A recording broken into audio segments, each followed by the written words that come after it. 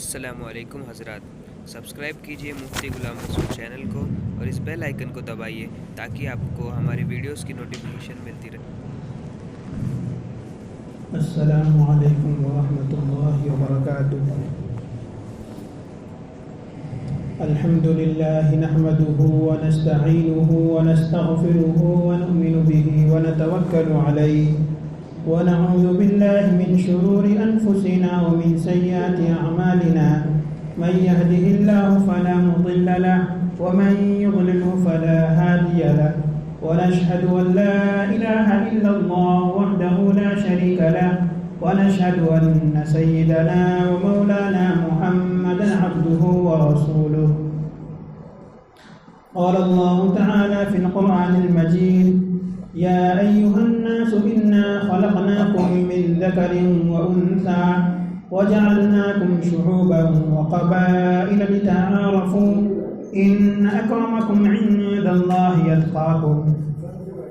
وقال النبي صلى الله عليه وسلم: لا فضل لعربي على عجمي ولا لعجمي على عربي ولا لأبيض على أسود ولا لأسود على أبيض إلا بالتقوى أو كما قال عليه الصلاة والسلام.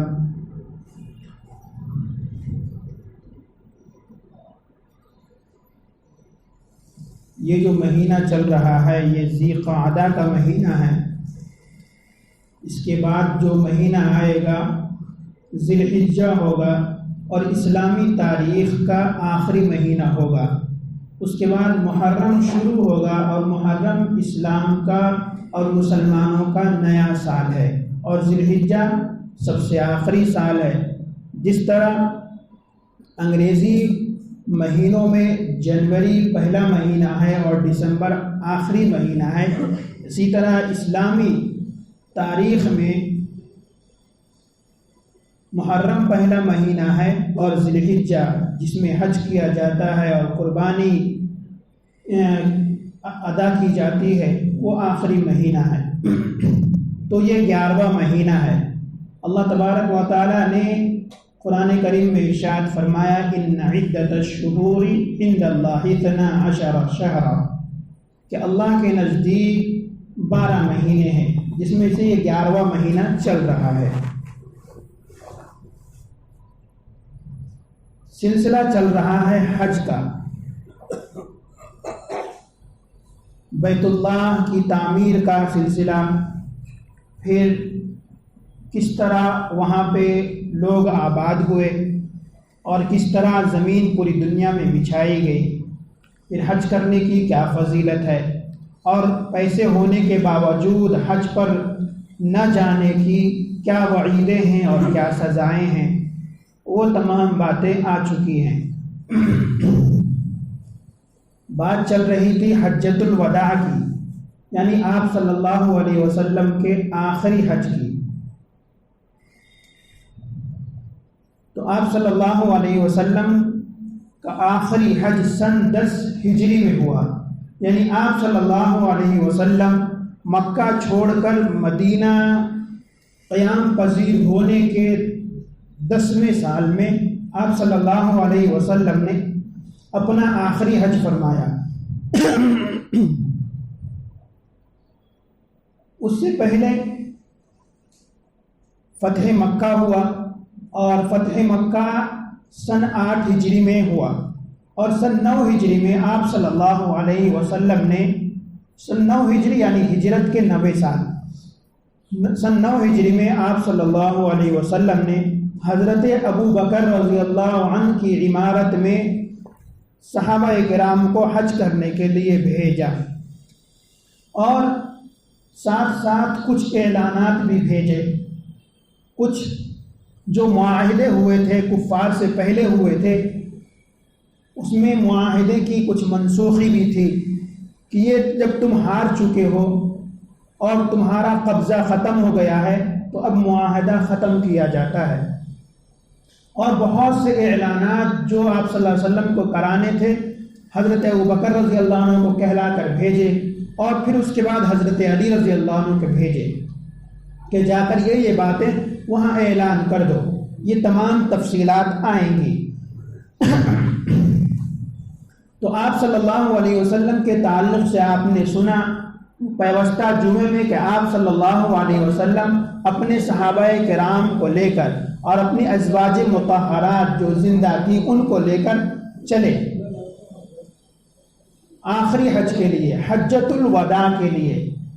تو راستے میں جو جو واقعات آئے ان میں سے 2-3 واقعات آپ نے سن لیے۔ آپ صلی اللہ علیہ وسلم باب سلام سے اندر داخل ہوئے اور کعبے پہ جب نظر پڑی تو آپ صلی اللہ علیہ وسلم کی آنکھوں سے آنسو آ گئے، اور آپ صلی اللہ علیہ وسلم نے تلبیہ کہا اور آپ صلی اللہ علیہ وسلم نے دعائیں کی۔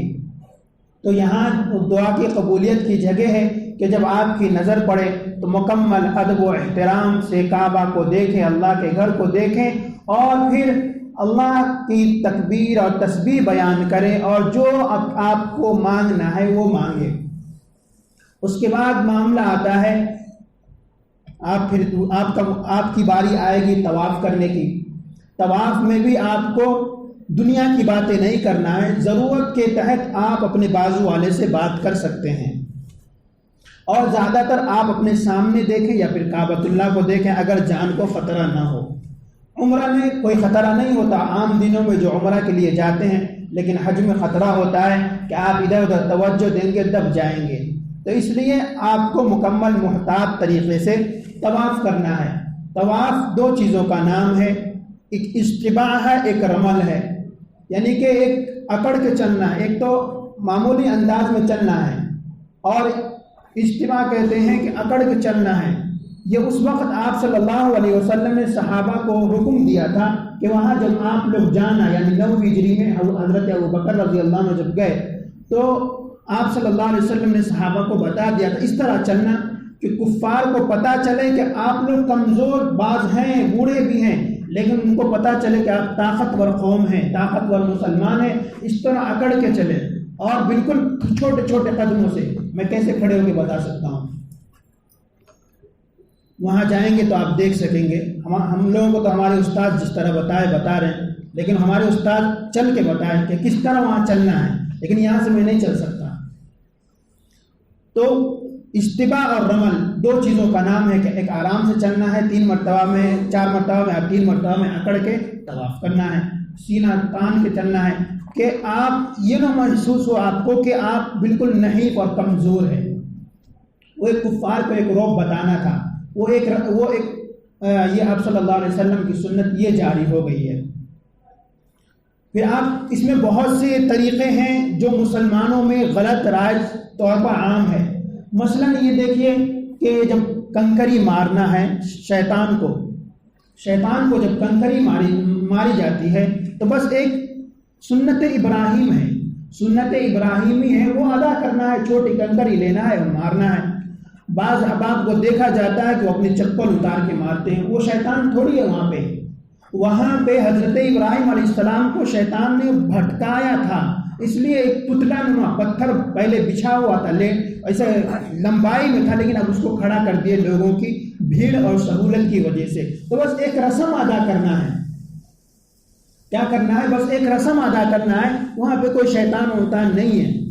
بعض احباب بڑے بڑے ڈنڈے لیتے ہیں اور اس کو مارتے ہیں، یہ بھی غلط طریقہ ہے۔ ایک رسم ہے، ادا کرنا ہے۔ ایک صاحب 7 کنکری اٹھائے اور 6 مارے اور ایک جیب میں رکھ لیے۔ کسی نے پوچھا کیوں آپ نے رکھا، تو انہوں نے کہا ایک شیطان میرے گھر میں ہے، میری بیوی، اس کو مارنا ہے۔ تو یہ لوگوں میں غلط طریقے جو وہاں پہ ہے، بیوی سے بہت سے لوگ تنگ رہتے ہیں، وہ گھر میں جاتے ہیں تو سمجھتے ہیں میں جہنم میں آ گیا، تو اس لیے یہ ایک لطیفہ ہے۔ تو وہاں پہ جو یہ کنکری مارتے ہیں، رمیے جمار کرتے ہیں، اس میں سنت طریقہ یہ ہے کہ چھوٹے چھوٹے پتھر آپ کو وہیں سے اٹھا لینا ہے۔ وہاں پہ لکھا ہوگا یہاں سے آپ کنکری اٹھا لیجئے، تو آپ کو اٹھا لینا ہے اور اٹھا کے وہاں لانا ہے اور اپنی وہ سنت کو ادا کرنا ہے۔ بعض لوگ بڑے بڑے پتھر اٹھا لیتے ہیں، بعض لوگ چپل مارتے ہیں اور بہت زوروں سے اس کو مارتے ہیں، گویا کہ وہ شیطان ہے۔ شیطان وہ نہیں ہے، بس ایک حیات ہے، اس کو پہلے وہ داراز تھا، اس کو کھڑا کر دیے لوگوں کی بھیڑ اور سہولت کی وجہ سے۔ اس لیے سنت جو طریقہ ہے پتھر مارنے کا وہی کریں، چپل مارنا یا دیگر چیزیں۔ بعض احباب گالیاں دیتے ہوئے نظر آتے ہیں، بعض احباب گالیاں دیتے ہوئے نظر آتے ہیں، تو بھائی وہ شیطان تو تمہارے اندر آ گیا اب کہ تم پاکیزہ جگہ پر کیا کر رہے ہو، گالی بک رہے ہو۔ آپ کو جو پڑھ کے مارنا ہے وہ پڑھ کے مارنا ہے، وہ دعا لکھی ہوئی ہے وہ دعا میں پڑھ کے مارنا ہے۔ خیر، اسی طرح جب آپ وہاں عرفات کے میدان میں جاتے ہیں تو میدان عرفات میں بہت سے لوگ بہت غلطی کرتے ہیں کہ وہ پہاڑی جو ہے پہاڑی پہ چڑھ جاتے ہیں۔ کیا فضیلت ہے پہاڑی پہ چڑھنے کی، جبل رحمت جس کو کہتے ہیں۔ بعض لوگ پتہ نہیں کس وجہ سے چڑھ جاتے ہیں اور پھر مصیبت بن جاتے ہیں۔ بعض ضعیف لوگ چڑھ جاتے ہیں شوق میں، اور چڑھنے کے بعد وہ کچھ زخمی ہو جاتے ہیں، گر جاتے ہیں، ہاتھ پیر ٹوٹ جاتا ہے، پھر قافلے والوں کے لیے مصیبت کا باعث بن جاتے ہیں۔ پھر وہ ہاسپٹل میں، اور یہ لوگ طواف کر رہے ہیں، ان کا بھی طواف صحیح نہیں، ان کے اور دیگر جو رکن ادا کر رہے ہیں یہ بھی ٹینشن میں ہے کہ پتہ نہیں وہ بندہ ہاسپٹل میں کس حالت میں ہے۔ تو پہاڑ پہ چڑھنے کی ضرورت نہیں ہے، جبل رحمت پہ کہیں پہ بھی کھڑے ہو کے آپ کو دعا کرنا ہے۔ میدان عرفات میں کہیں پہ بھی آپ کو کھڑے ہو کر دعا کرنا ہے۔ آپ اوپر چڑھ جائیں گے تو اللہ کے قریب ہو جائیں گے، ایسا کوئی نہیں ہے۔ اس لیے وہاں پہ مساوات ہے، برابری ہے۔ کوئی امیر ہو، غریب ہو، کالا ہو، گورا ہو، سب کو اللہ نے 2 کپڑے دیے، 2 کپڑے ہی پہننا ہے۔ تیسرا کپڑا 3 پیس کوئی نہیں، 3 کپڑے کوئی نہیں پہن سکتا۔ 2 چادر، ایک تہبند اور ایک بدن پہ، 2 ہی چادر پہننا ہے۔ اسلام یہ مساوات کا درس دیتا ہے کہ اسلام برابری کو چاہتا ہے۔ اسی لیے آپ صلی اللہ علیہ وسلم نے یہ حجۃ الوداع کے موقع پر بھی بہت سی چیزیں آپ صلی اللہ علیہ وسلم نے اپنے صحابہ کرام کو بتائی ہیں۔ آپ صلی اللہ علیہ وسلم کے قول، آپ صلی اللہ علیہ وسلم کے اقوال جو زبان سے نکلے، آپ صلی اللہ علیہ وسلم نے جو اپنے بدن سے ادا کیے، یا جس کا آپ صلی اللہ علیہ وسلم نے دیکھے لیکن روکے نہیں، وہ تمام آپ صلی اللہ علیہ وسلم کی سنت ہے اور طریقے ہیں۔ ہر باتیں آپ صلی اللہ علیہ وسلم کی لکھی گئی ہیں، پڑھی گئی ہیں اور اس پہ عمل کیا گیا ہے۔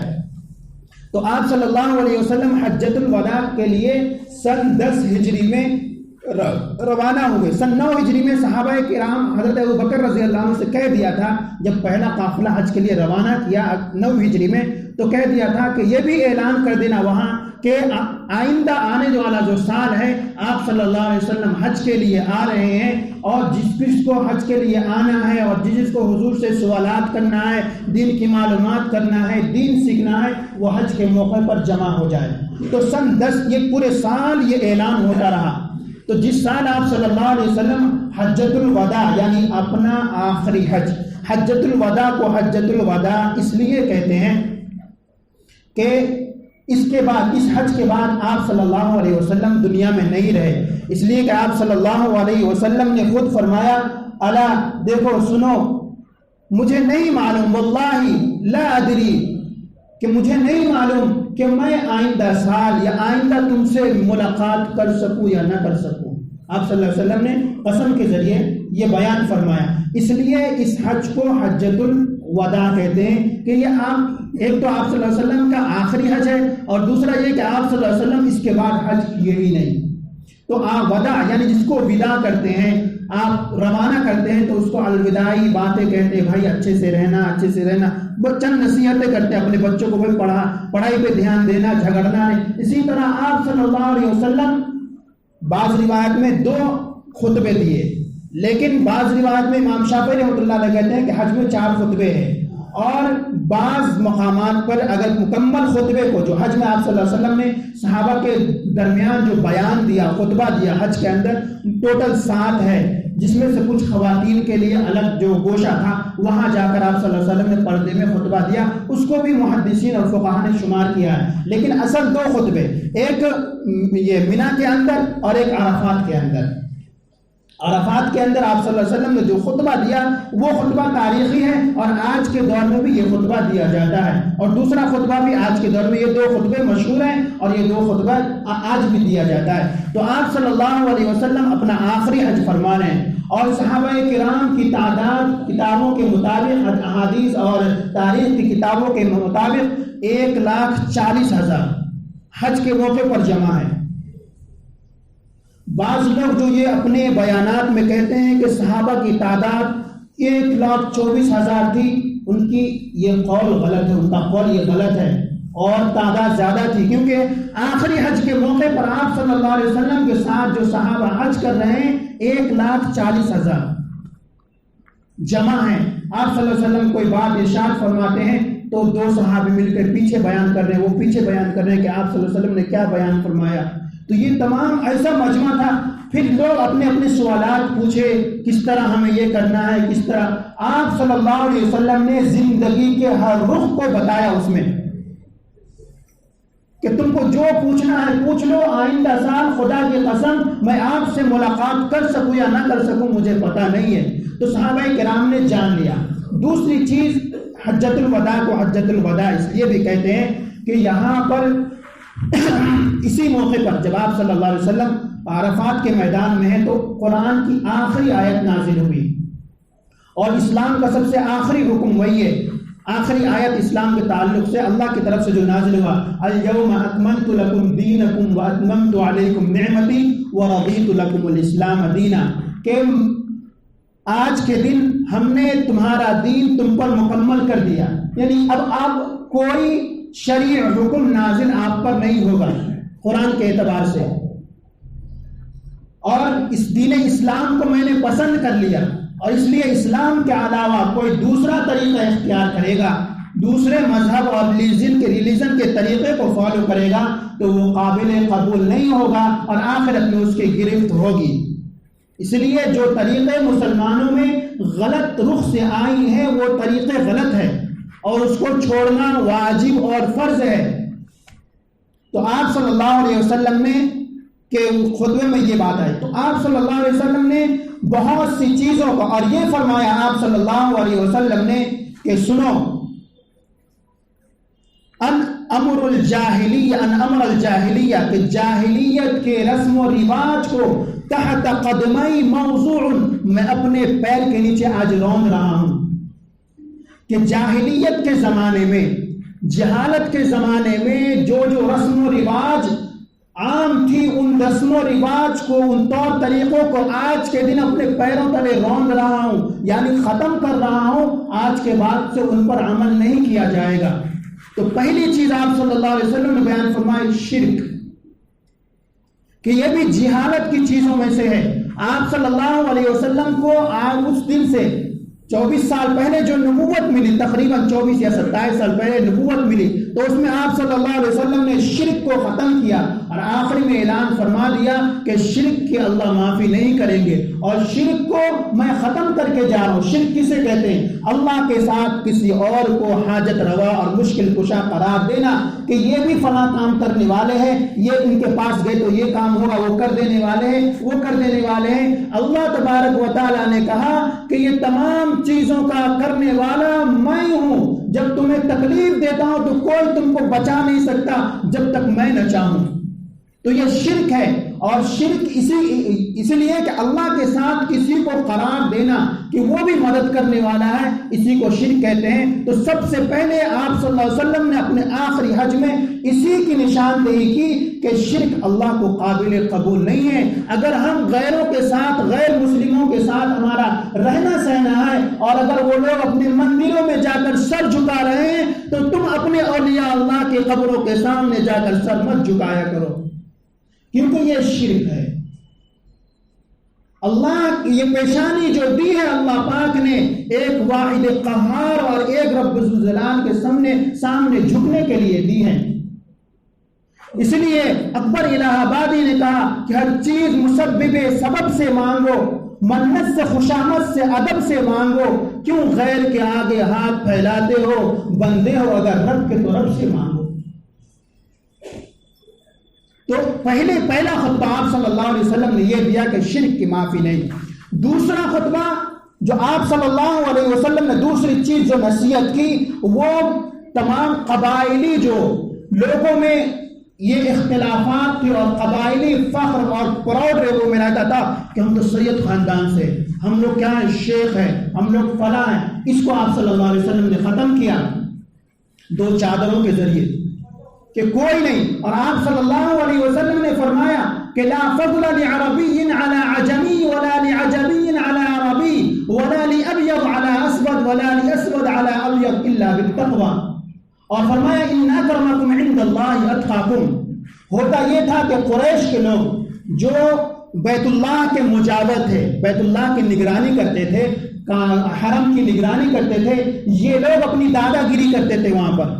اور لوگ جاہلیت کے زمانے میں جب آپ صلی اللہ علیہ وسلم نے مکمل طور پہ وہاں پہ حج کے احکام نافذ نہیں کیے تھے, تو اس زمانے سے یہ لوگ اپنی دادا گیری میں مشہور تھے, اور یہ لوگ میدان عرفات نہیں جاتے تھے, حرم کے اندر رہتے تھے اور کہتے تھے نحن خمس, یعنی کہ ہم لوگ VIP آدمی ہیں, کیا ہے پروٹوکول ہمیں حاصل ہے, ہم نہیں جائیں گے, وہ تو باہر والوں کا کام ہے. تو آپ صلی اللہ علیہ وسلم نے اس کو ختم کیا اور کہا کہ تمام کو ایک ہی کام کرنا ہوگا, تمام کو ایک ہی کام. اگر سب عرفات میں جا رہے ہیں تو تمہیں بھی جانا پڑے گا, اگر سب مزدلفہ میں ہے تو تمہیں بھی جانا پڑے گا, اگر سب مینا میں ہے تو قریشی اور تمہیں بھی جانا پڑے گا.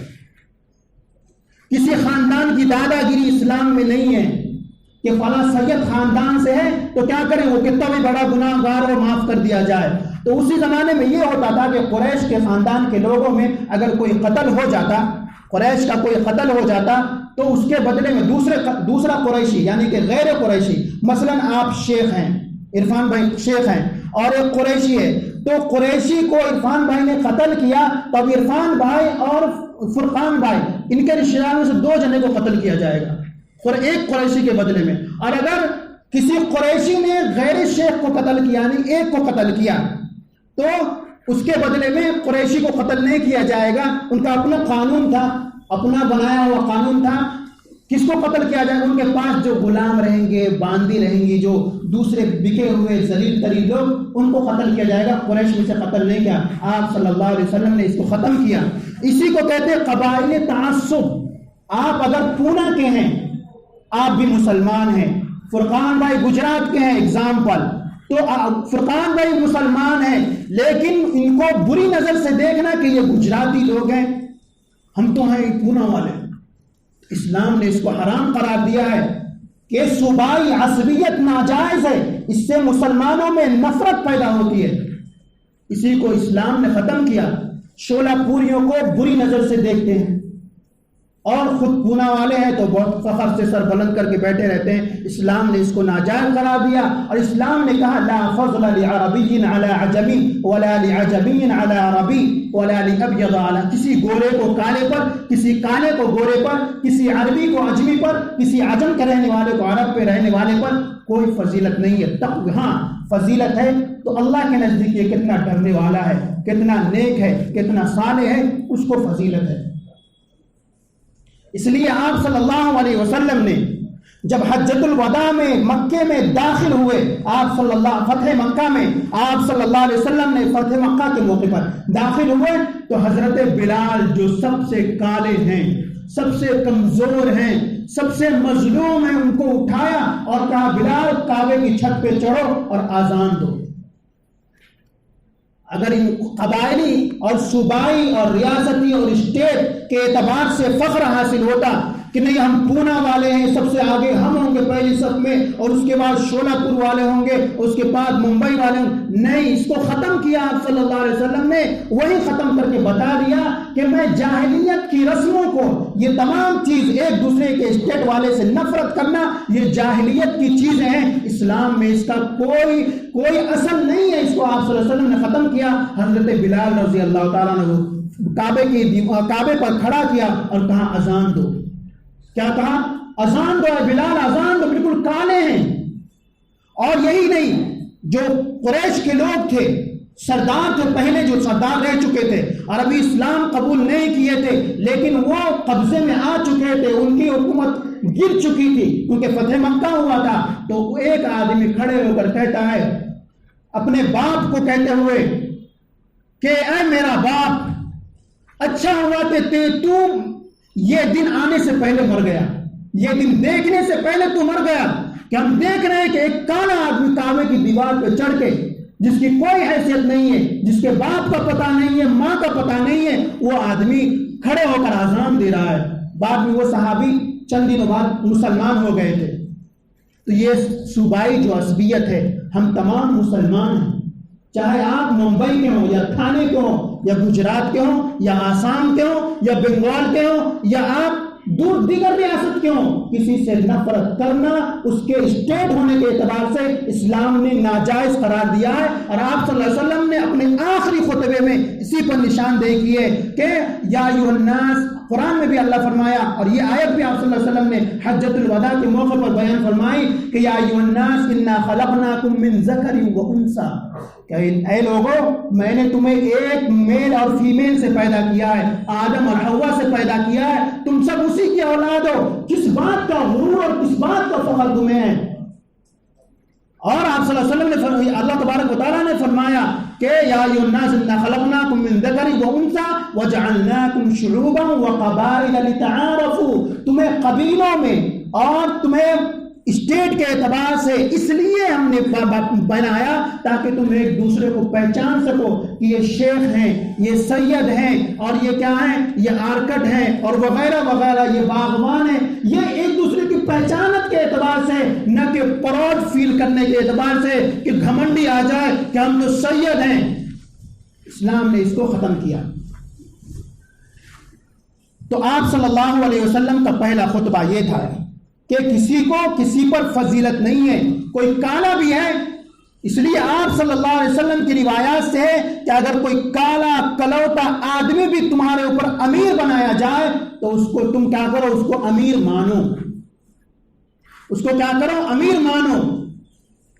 حضرت عدی بن حاتم، غالباً یہی نام ہے، یاد نہیں آ رہا، یہی نام ہے، تو وہ بہت بڑے فقیہ تھے، کیا کہ بہت بڑے فقیہ اور محدث بھی ہیں اور استاد بھی ہیں حدیث کے، بالکل کالے کلوٹے ہیں، ناک بالکل اس طرح جس طرح مونگ پھلی ہوتی ہے اس طرح ناک تھی ان کی، نحیف اور کمزور ہے۔ وہ درس دے رہے ہیں خانہ کعبہ میں۔ سلیمان بن عبد الملک جو اس وقت کا امیر المومنین ہے، وہ آ کر سوال پوچھنے کے لیے بیٹھتا ہے۔ وہ طواف کیا، طواف کرنے کے بعد سوال کرنے کے لیے پوچھا، تو وہ جو عدی بن حاتم ہیں، انہوں نے، جو بہت بڑے محدث ہیں، انہوں نے کہا، یہ سلیمان بن عبد الملک جو پورے عرب ممالک کے جو ایک تھا پورا عرب، تو اس کا اکیلا امیر المومنین ہے وہ، اس نے پوچھا حضرت کچھ میرے 3 سوالات ہیں وہ حل کر دیجئے۔ تو حضرت نے، اس لیے استاذ کو کیا چاہیے کہ وہ خوددار رہے، تو انہوں نے کہا یوں بیٹھے ہوئے تھے، پوچھو کیا پوچھنا ہے۔ تو وہ سوال پوچھنے کے بعد، اٹھنے کے بعد وہ اپنے 2 بیٹوں کے ساتھ آئے تھے، انہوں نے اپنے بیٹوں سے کہا کہ بیٹو علم حاصل کرو، دیکھو یہ کالا کلوٹا اس لیے کالا ہے، کلوٹا ہے، لیکن ایک امیر المومنین ہوں میں، مجھے جھکنا پڑا، کس وجہ سے؟ علم کی وجہ سے، اس لیے تم لوگ علم حاصل کرو۔ غیروں نے ہمیں جو طریقہ دیا ہے، جس کو علم بتایا ہے، وہ علم ہے یا نہیں؟ غیروں نے جو طریقہ بتایا ہے اسلام کے علاوہ، وہ طریقہ ہم کس طرح فالو کر رہے ہیں؟ اسلام نے آپ کو ایک طریقہ بتایا کہ آپ اس طرح زندگی گزاریں۔ اس ٹاپک پہ، حجۃ الوداع کی ٹاپک پہ آئندہ جمعی باتیں ہوں گی۔ تو آپ صلی اللہ علیہ وسلم نے جو پہلا خطبہ میں یہ کہ اسٹیٹ کے اعتبار سے کسی کو یا کسی گورے کو کالے کی فضیلت نہیں ہے، تقویٰ کے اعتبار سے فضیلت ہے، اس کو آپ صلی اللہ علیہ وسلم نے ختم کیا۔ اسی طرح آپ صلی اللہ علیہ وسلم نے بہت سی چیزوں میں سے ایک چیز ہے، عورتوں پر جو ظلم ہوتا ہے اس کو بھی ختم کیا۔ آپ صلی اللہ علیہ وسلم نے اپنے خطبے میں یہ بھی بیان فرمایا، اور اپنے ماتحتوں کو ظلم نہیں کرنا ہے وہ بھی بیان فرمایا، اور مکمل بیان کرنے کے بعد، بہت دیر کے بعد، آپ صلی اللہ علیہ وسلم نے فرمایا الا هل بلغت، کیا میں نے اپنے اللہ کا پیغام تم لوگوں تک پہنچا دیا؟ تو صحابہ کرام نے فرمایا نعم یا رسول اللہ، ہاں اللہ کے رسول، آپ نے مکمل طریقے سے، ووفیت، آپ نے مکمل طریقے سے پورا پہنچا دیا۔ تو آپ صلی اللہ علیہ وسلم نے فرمایا کہ اللہ تو گواہ رہنا، اللہ تو گواہ رہنا، اللہ تو گواہ رہنا، 3 مرتبہ فرمایا۔ اور آپ صلی اللہ علیہ وسلم نے فرمایا فَلْيُبَلِّغِ الشَّاهِدُ الْغَائِبِ، کہ جو لوگ یہاں موجود ہیں ان کی یہ ذمہ داری بنتی ہے کہ جنہوں نے آج سیکھا ہے اس حج میں، انہوں نے ان کا کام ہے کہ وہ دوسروں تک پہنچائیں، اور اسی کو تبلیغ کہتے ہیں۔ کیا کہتے ہیں؟ اسی کو تبلیغ کہتے ہیں کہ صحابہ کرام نے اسلام کو لے کر پوری دنیا میں پھیل گئے، پوری دنیا میں آپ صلی اللہ علیہ وسلم کے صحابہ اسلام کو لے کر پھیل گئے۔ تو آپ صلی اللہ علیہ وسلم نے بہت سی چیزوں کی اس میں نشاندہی فرمائی، جس میں سے چند چیزیں آ گئی ہیں۔ بات ختم کرتا ہوں۔ وآخر دعوانا الحمدللہ رب العالمین۔ یہیں سے آگے بات شروع ہوگی، بہت سی چیزیں ہیں، بہت ڈیٹیل میں ہیں۔ آپ صلی اللہ علیہ وسلم نے کس طرح تڑپ تڑپ کر اپنی امت کو سمجھایا اس موقع پر۔ میرے پاس تو آنسو نہیں ہے، میرے آنکھ سوکھے ہوئے، میں کس طرح بتا سکتا ہوں۔ اللہ تبارک و تعالی ہمیں کہنے سننے سے زیادہ عمل کرنے کی توفیق عطا فرما۔ پہلے آیا کرے تو مکمل سنیں گے، میں بھی پہلے بیٹھ جایا کروں گا۔ 4 5 10 آدمی رہتے ہیں، کیا بتاؤں، دل نہیں کرتا ہے سنت ادا کرنا۔